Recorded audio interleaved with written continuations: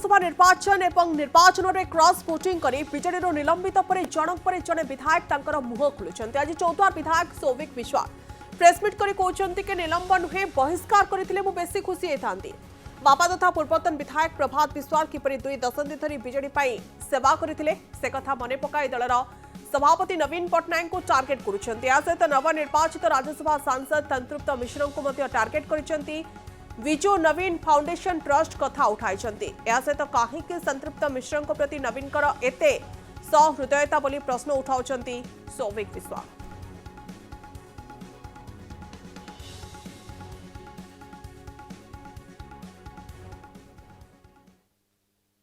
भाव में राजनैतिक अस्थिरता चली गोटे पटे धर्मर लड़ई आउ गोटे पटे मिथ्या आरोपर लड़ई चली एटा आपण माने भी निजे अनुभव करि पारुथिबे।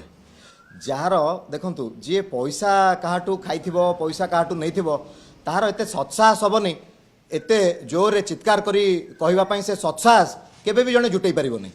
ता आ गोटे कथा मध्य कहि रखिया पई चाहे जे धर काहाटू अर्थ नै जाइथिबो जनकठू जेतेबेले जने अर्थ निए तार पाद तले से रुहे ना रुहेनी कहतु जनकठू जेतेबेले जने अर्थ नै जिवो सदा सर्वदा जीवन शेष निश्वास पर्यंत से लोकर पाद तले रहा पड़ो।